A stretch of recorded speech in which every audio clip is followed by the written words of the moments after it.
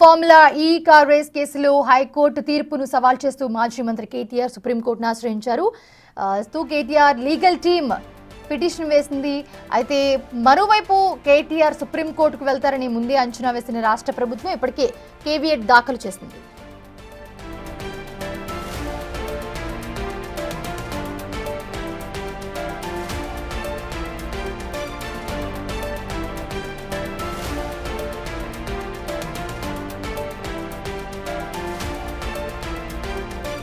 2023 ఫిబ్రవరి 11న formula ఈ car race నిర్వహణ కోసం విదేశీ కంపెనీలకు 55 కోట్ల రూపాయలు చెల్లించారని ఏసీబీకి మున్సిపల్ శాఖ ఫిర్యాదు చేసింది. ఆ శాఖ అధికారులు ఇచ్చిన డాక్యుమెంట్ల ఆధారంగా ఏసీబీ కేసు నమోదు చేసి దర్యాప్తు చేస్తోంది. విచారణ కోసం కేటీఆర్ను పిలవక ముందే కేటీఆర్ హైకోర్టును ఆశ్రయించారు. అక్కడ కోర్టులో ఇరుపక్షాల వాదనలు తర్వాత క్వాష్ను కోర్టు కొట్టివేసింది.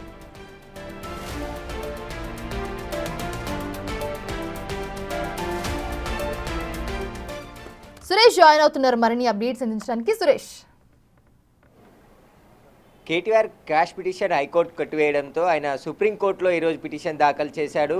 దీని ఏదైతే హైకోర్టు ఇచ్చిన తీర్పును సవాల్ చేస్తూ దానికి సంబంధించి సుప్రీంకోర్టులో కేటీఆర్ న్యాయవాదులు 3 గంటల సమయంలో పిటిషన్ దాఖలు చేయడం జరిగింది. రేపు కేటీఆర్ పిటిషన్పై విచారణ జరిగే అవకాశం కనబడుతుంది. ఇప్పటికే ఏసీబీ కూడా దూకుడు పెంచింది విచారణలో.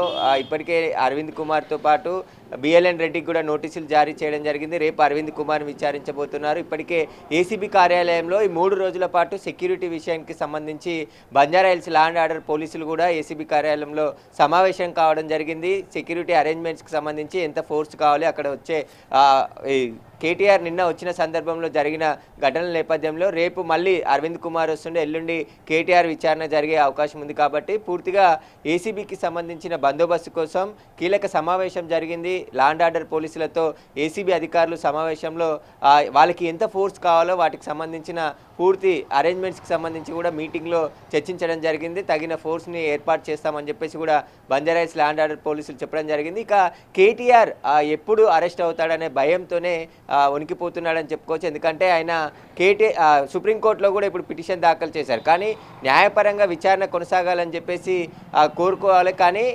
హైకోర్టు కూడా ఆర్డర్స్లో కూడా క్లియర్గా మెన్షన్ చేసింది, ఖచ్చితంగా హెచ్ఎండిఏకి సంబంధించి నిధులు దుర్వినియోగం అయితే పూర్తిగా ఏసీబీ దర్యాప్తు చేయాలి, దర్యాప్తులో అన్ని విషయాలు బయటపడతాయని చెప్పడం జరిగింది. ఇక ఎవరికి లాభం చేకూరింది అనేది కూడా దర్యాప్తులోనే తెలిసే అవకాశం ఉంది. ఈ సందర్భంలో ఏసీబీ దర్యాప్తులో హైకోర్టు జోక్యం చేసుకోదని చెప్పేసి కూడా ఆర్డర్ కాపీలో మెన్షన్ చేయడం జరిగింది. పూర్తి విచారణ జరిగితేనే అన్ని విషయాలు తెలిసే అవకాశం ఉంటుంది. అసలు ఈ ఒప్పందాలు ఎలా జరిగాయి, ఎందుకు నిధులు మళ్లించాల్సి వచ్చింది, దానికి సంబంధించి ఆర్బీఐ రూల్స్ ఎందుకు పాటించలేదు, వీటన్నిటికి సంబంధించి ఏసీబీ దర్యాప్తు చేస్తేనే అన్ని విషయాలు బయటికి వచ్చే అవకాశం ఉంది. కాబట్టి ఏసీబీ దర్యాప్తు ముందుకు వెళ్ళాలి. ఏసీబీ దర్యాప్తులో హైకోర్టు జోక్యం చేసుకోలేదని చెప్పేసి కూడా స్పష్టంగా ఆర్డర్ కాపీలో కూడా తెలపడం జరిగింది. ఇప్పటికే ఏసీబీ మొత్తం ఎవిడెన్స్ని సేకరించడం జరిగింది ప్రైమరీ ఇన్వెస్టిగేషన్ సంబంధించి. ఎందుకంటే 18వ తేదీన ఫిర్యాదు ఇస్తే 19వ తేదీన కేసు నమోదు చేశారు. 20వ తేదీనే క్వాష్ పిటిషన్ కేటీఆర్ హైకోర్టులో దాఖలు చేయడం జరిగింది. దానిపైన సుదీర్ఘంగా వాదనలు జరిగాయి. ఇటు కేటీఆర్ తరపు సీనియర్ న్యాయవాదులు సుప్రీంకోర్టు న్యాయవాదులతోనే వాదనలు వినిపించడం జరిగింది. ఇటు ఏసీబీ తరపు న్యాయవాదులు వాదనలు వినిపించారు, ప్రభుత్వ తరపున అడ్వకేట్ జనరల్ వాదనలు వినిపించారు. సుదీర్ఘ వాదనల తర్వాత ఈరోజు ఉదయం 11 గంటలకి కేటీఆర్కి సంబంధించిన క్వాష్ పిటిషన్ కొట్టివేస్తూ హైకోర్టు తీర్పు ఇవ్వడం జరిగింది. దీనిపైనే ఆర్డర్ కాపీ అందిన తర్వాత ఈరోజు మళ్ళీ సుప్రీంకోర్టులో కూడా పిటిషన్ దాఖలు చేశారు. దీనికి సంబంధించి ఏదైతే ఏసీబీ కేసు నమోదు చేసిందో ఈ కేసుకు సంబంధించి అదేవిధంగా హైకోర్టు ఇచ్చిన ఆర్డర్స్ని కూడా ఏదైతే క్వాష్ని డిస్మిస్ చేసింది కాబట్టి ఇక సుప్రీంకోర్టుకు వెళ్ళి పిటిషన్ దాఖలు చేశారు తప్ప కేసును ఎదుర్కొని న్యాయంగా విచారణ జరుగుతుంది, ఆ కేసును ఎదుర్కోవాలనే ఉద్దేశం కేటీఆర్కి లేదనే స్పష్టంగా అర్థమవుతుంది. ఎందుకంటే తప్పు చేయలేదంటున్నారు, తప్పు చేస్తే ఖచ్చితంగా విచారణలో అన్ని విషయాలు బయటపడతాయి. కేసు విచారణకే రాకుండా నిన్న డుమ్మ కొట్టడం జరిగింది. ఇప్పుడు మళ్ళీ హైకోర్టు ఆర్డర్స్ ఏదైతే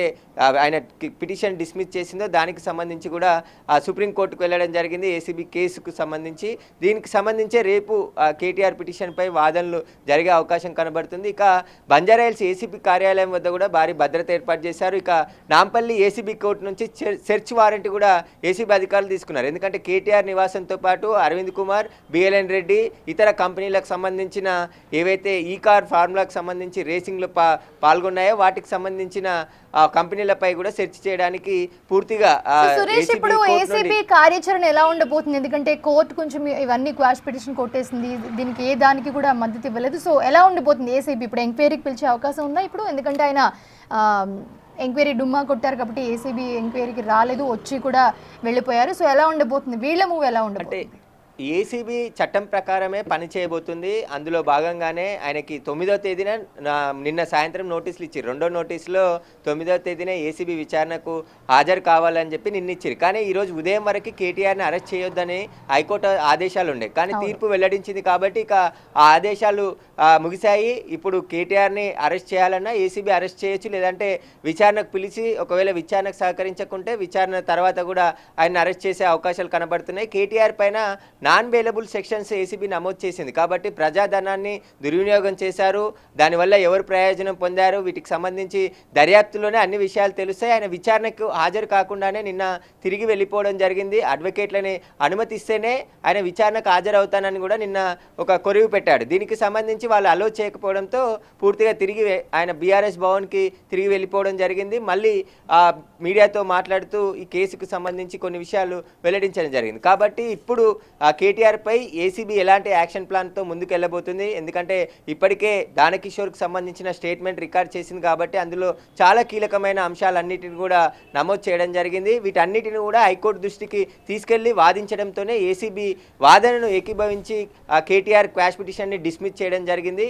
ఇప్పుడు మళ్ళీ సుప్రీంకోర్టులు మెట్లెక్కారు కాబట్టి సుప్రీంకోర్టు ఎలాంటి తీర్పు ఇచ్చినప్పటికీ ఏసీబీ అయితే దర్యాప్తులో ముందుకు వెళ్తుంది. ఇప్పటికే పూర్తి యాక్షన్ ప్లాన్తో సిఐయు టీంని ఏర్పాటు చేయడం జరిగింది. ప్రత్యేక దర్యాప్తు బృందం కూడా సిద్ధంగా ఉంది. ఇటు రేపు అరవింద్ కుమార్ని కూడా విచారణకు రావాలని చెప్పేసి నోటీసులు జారీ చేయడం జరిగింది. రేపు ఉదయం 10 గంటలకు ఐఏఎస్ ఆఫీసర్ అరవింద్ కుమార్ కూడా విచారణకు రాబోతున్నారు. ఆయన స్టేట్మెంట్ కూడా చాలా కీలకంగా ఉండబోతుంది. రేపంతా కూడా అరవింద్ కుమార్ని విచారించబోతున్నారు. ఎందుకంటే ఆయన అప్పటి మున్సిపల్ స్పెషల్ చీఫ్ సెక్రటరీగా పనిచేయడం జరిగింది. ఆయన సంతకాలు చేసి నిధులు విడుదల చేశారు. ఆయన కేటీఆర్ చెప్తేనే తాను నిధులు విడుదల చేశానని చెప్పేసి ఇప్పటికే గవర్నమెంట్కి వివరణ లేఖ ఇవ్వడం జరిగింది. కాబట్టి దాని ఆధారంగా కూడా అరవింద్ కుమార్ని రేపు ప్రశ్నించబోతున్నారు. మరోవైపు ఈడీ రేపు ఎవరైతే బిఎల్ఎన్ రెడ్డి మాజీ చీఫ్ ఇంజనీర్ ఉన్నారో ఆయనను కూడా విచారించబోతున్నారు. రెండు వైపులా రేపు విచారణ కొనసాగబోతుంది.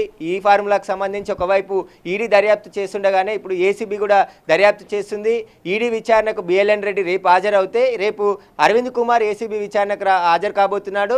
ఎల్లుండి 9వ తేదీన కేటీఆర్ని నోటీసులు ఇచ్చి రమ్మన్నారు కాబట్టి ఆ నోటీసుల షెడ్యూల్ ప్రకారమే పిలుస్తారా, లేదంటే రేపు అరవింద్ కుమార్ విచారణ ముగిసిన మధ్యాహ్నం ఒకవేళ ముగిస్తే ఖచ్చితంగా కేటీఆర్ను కూడా విచారణకు పిలిచే అవకాశం స్పష్టంగా కనబడుతుంది. ఎందుకంటే ఈరోజు ఉదయం 10 గంటల వరకు కూడా, ఎందుకంటే హైకోర్టు తీర్పు వచ్చే వరకు ఆయనకు మినహాయింపు ఉండే అరెస్ట్ నుంచి, కానీ ఇప్పుడు అరెస్టు మినహాయింపు పోయింది. దానికి సంబంధించిన పిటిషన్ డిస్మిస్ అయింది కాబట్టి ఏ క్షణంలోనైనా ఏసీబీ ఆయనని పిలిచి విచారించే అధికారం ఏసీబీకి ఉంది. కాబట్టి ఖచ్చితంగా ఇప్పుడు ముందుకు వెళ్ళే ధోరణిలోనే ఏసీబీ దూకుడుగా ప్రవర్తిస్తుంది. ఖచ్చితంగా ఆ షెడ్యూల్ ప్రకారం అయితే కేటీఆర్ని 9వ తేదీన విచారణకు పిలిచి ఆ రోజు ఒకవేళ విచారణకి ఆయన సహకరించకుంటే ఖచ్చితంగా అరెస్ట్ చేసి రిమాండ్కి తరలించి ఆ తర్వాత కస్టడీకి తీసుకొని విచారించే అవకాశం కనబడుతుంది. మొత్తానికి ఈ ఫార్ములాకు సంబంధించిన నిధులు మళ్ళిన తర్వాత అది ఎవరికి లాభం చేకూర్చింది అనే దానిపై పూర్తి దర్యాప్తు చేస్తేనే అన్ని విషయాలు తెలుస్తాయని చెప్పేసి హైకోర్టు కూడా ఆర్డర్ కాపీలో అభిప్రాయపడింది. దీనికి సంబంధించి పూర్తి విచారణ ఏసీబీ దర్యాప్తు చేయాలి, అన్ని విషయాలు బయటికి తీయాలని చెప్పేసి కూడా హైకోర్టు ఆర్డర్ కాపీలో పూర్తిగా న్యాయమూర్తి వ్యక్తం చేయడం జరిగింది. కాబట్టి ఇప్పుడు ఏసీబీ ముందుకు వెళ్తుంది. ఇప్పటికే అనేక ఆధారాలు సేకరించింది కాబట్టి రేపు అరవింద్ కుమార్ స్టేట్మెంట్ చాలా కీలకం కాబోతుంది. రేపు ఏసీబీ ఆఫీస్ వద్ద భారీ భద్రతను కూడా పోలీసులు ఏర్పాటు చేయబోతున్నారు. ఏసీబీ డీజీ కూడా ఈరోజు ఏసీబీ హైకోర్టు తీర్పు పైన కూడా రివ్యూ మీటింగ్ ఏర్పాటు చేశారు. ఏసీబీ డీజీ విజయ్ కుమార్తో పాటు తరుణ్ జోషి, ఏసీబీ డైరెక్టర్ తరుణ్ జోషి నేతృత్వంలో ఎవరైతే విచారణ జరుపుతున్న అధికారులు ఉన్నారో వారందరికీ కూడా రివ్యూ మీటింగ్లో కొన్ని మార్గదర్శకాలు సూచించినట్టు తెలిసింది. ఈ కేసులో ఎలా ముందుకు వెళ్ళాలి, ఎలాంటి చర్యలు తీసుకోవాలి, ఎలా దర్యాప్తులో నడుచుకోవాలనే దానిపై కూడా ఉన్నతాధికారులు ఒక డైరెక్షన్ ఇచ్చినట్టు తెలుస్తుంది. కాబట్టి రేపు ఈ ఫార్ములా కేసులో కీలక పరిణామాలు జరిగే అవకాశాలు కనబడుతున్నాయి. అందులో భాగంగానే రేపు ఉదయం 10 గంటలకు అరవింద్ కుమార్ ఏసీబీ కార్యాలయానికి చేరుకున్న తర్వాత మినిట్ టు మినిట్ ఆయన స్టేట్మెంట్ అంతా రికార్డ్ చేసి ఆయన విచారణకు సహకరిస్తే మళ్ళీ విచారణకు పిలిచే అవకాశం ఉంటుంది, లేదంటే ఆయనను కూడా అరెస్ట్ చేసే అవకాశం ఉంది. కేసులో ముగ్గురు కూడా కేటీఆర్తో పాటు అరవింద్ కుమార్, బిఎల్ఎన్ రెడ్డి వీరి ముగ్గురు నిందితులుగా ఉన్నారు. A1 కేటీఆర్ ఉన్నారు, A2 Arvind Kumar, A3 BLN Reddy ఉన్నారు. కాబట్టి వీరి ముగ్గురి పాత్ర ఈ కేసులో చాలా కీలకంగా ఉంది. ఈ నిధులకు సంబంధించి కాంగ్రెస్ ప్రభుత్వం ఏర్పడిన తర్వాత 600 కోట్ల రూపాయల అగ్రిమెంట్లు జరిగాయి, కానీ 55 కోట్లతోనే ఇది ప్రజాధనం వృధా అయింది. కానీ ముందుకు వెళ్ళుంటే మరో 550 కోట్లు నష్టపోయేది ప్రభుత్వం అని చెప్పేసి కూడా ప్రభుత్వం చెప్తుంది. కానీ కేటీఆర్ ఇక్కడ ఈ ఫార్ములా రేస్ ఏదో 9వ సెషన్కి సంబంధించి నిర్వహించడం వల్ల 700 కోట్ల రూపాయల ఆదాయం వచ్చిందని చెప్పేసి కూడా తప్పుడు ప్రచారం చేశారు. కానీ అలాంటి ఆదాయం ఏది రాలేదు. ఇక గ్రీన్కో కంపెనీకి సంబంధించి కూడా మొదటి సెషన్లో నష్టాలు వచ్చాయి కాబట్టి వాళ్ళు విత్డ్రా అయ్యామని చెప్తున్నారు. అయితే గ్రీన్కో కంపెనీ నుంచి బీఆర్ఎస్ పార్టీకి ఎలక్ట్రో బాండ్స్ కూడా 41 కోట్లకు పైగా నిధులు మళ్లించారు. వాటికి సంబంధించి ఎలా ఇచ్చారు? ఎందుకంటే 22లో ఈ అగ్రిమెంట్స్ 22లో ఎలక్ట్రో బాండ్ ద్వారా డబ్బులు బీఆర్ఎస్ పార్టీ ఫండ్కి అందించారు. కాబట్టి ఆ తర్వాత గ్రీన్కో కంపెనీకి ఎంఈఓ చేసి గ్రీన్కో కంపెనీ ఇందులో ఏదైతే స్పాన్సర్షిప్కి సంబంధించి ఈ ఫార్ములా కంపెనీకి ముందుకు రావడం జరిగింది. కాబట్టి ఎవరికి ఎలాంటి ప్రయోజనం జరిగిందనే దానిపై ఏసీబీ దర్యాప్తులో అన్ని విషయాలు బయటకు వచ్చే అవకాశం కనబడుతుంది. ఖచ్చితంగా కేటీఆర్ రేపు ఏసీబీ విచారణకు వస్తారా, లేదంటే ఎల్లుండే షెడ్యూల్ ప్రకారం ఏసీబీ పిలుస్తుంది అనేది చూడాలి ఖచ్చితంగా. ఎందుకంటే ఇప్పటికే ఏసీబీ కోర్టు నుండి సెర్చ్ వారెంట్ కూడా ఏసీబీ తీసుకుంది. ఏ క్షణమైనా ఈ ముగ్గురు ఇళ్లలో సోదాలు చేయడానికి ఏసీబీ అధికారులు సిద్ధంగా ఉన్నారు. ఇటు కేటీఆర్కి సంబంధించి రేపు అరవింద్ కుమార్ విచారణ తర్వాత మధ్యాహ్నం కేటీఆర్ని పిలుస్తారా, లేదంటే రేపు ఎల్లుండే విచారణకు పిలిచి ఒకవేళ ఆయన విచారణకు సహకరించకుంటే అప్పుడు అరెస్ట్ చేసే అవకాశాలు కూడా స్పష్టంగా కనబడుతున్నాయి. Right, thanks for the updates Suresh.